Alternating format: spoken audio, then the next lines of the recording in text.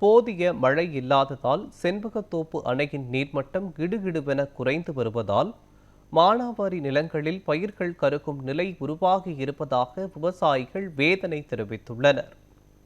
திருவண்ணாமலை மாவட்டத்தின் தற்போது வெயிலின் தாக்கம் தொடர்ந்து அதிகரித்து வருவதால் 11,350 ஏக்கர் பரப்பளவு கொண்ட மானாவாரி நிலங்களில் பயிரிடப்பட்டிருக்கும் மணிலா, கம்பு, கேழ்வரகு, சோளம் மற்றும் உளுந்து போன்ற பயிர்கள் காய்ந்து கருகி வருகிறது.